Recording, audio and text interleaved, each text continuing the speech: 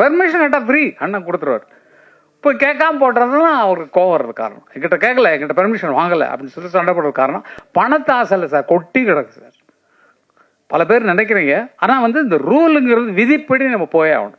விதி எவ்வளோ உருவாக்குனானோ, இப்போ இவங்க கதையை வேற லாங்குவேஜில் போட்டாங்கன்னா இவங்க எவ்வளோ வேணாலும் கிளைம் பண்ணலாம்.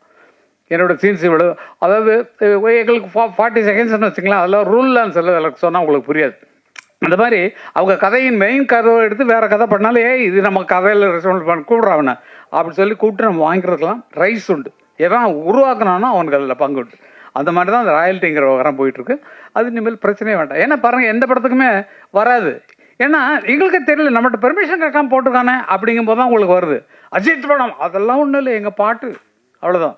ஒன் மியூசிக் போட முடியல, எங்கள் பாட்டு தான் உனக்கு ஜெயிக்க வைக்குது அப்படிங்கிற சந்தோஷத்தோடு இருப்போம் நாங்கள். அது கேட்டுதான் இன்னும் சந்தோஷமாக கொடுத்துருக்கோம். கேட்கலங்கிறதுனால தான் கொஸ்டின். என்னுடைய சொத்தை எப்படி திருடலாம், நீ என்னுடைய கேட்டுக்குள்ள எப்படி நுழையலாம், நீ தான் ஒரு மியூசிக் டைரக்டர் வச்சிருக்கே அவனை படத்து இல்லையா அந்த மாதிரி அப்படின்னு சொல்லி அவங்களாம் என்கரேஜ் பண்ணுறதுக்கு தான் அந்த விஷயமெல்லாம். அதனால எல்லாமே நல்ல வைக்கலுக்கு தான் புரிஞ்சுக்குங்க. எல்லாம் எங்களுக்கு பணத்தாசை கிடையாது இல்லை, எக்கச்சக்கமாக இருக்குது, செலவு பண்ண முடியாமல் எக்கச்சக்க பணம் வச்சுருக்கோம். இப்போ ஒரு ரியல் எஸ்டேட் அது யாருக்கு நாங்கள் ஏன் ஹெல்ப் பண்ண, நீங்கள் உழைச்சி முன்னுக்குவாங்க, நீங்கள் யாரும் என்ன பண்ணுறீங்கன்னு கேட்குறீங்க. அதெல்லாம் இல்லை. ஏன்னா இப்போ கல்யாண மண்டபம் கட்டி வாடகை தான் விடுவோம், நல்ல துட்டு உட்காந்துப்போம். எதுக்கு இது அடுத்த பிஸ்னஸ்ஸு? நமக்கு வரக்கூடிய அடுத்த சந்ததிகளுக்கு சேர்த்து வைக்க தான் அப்பங்காரம் இருக்கான்.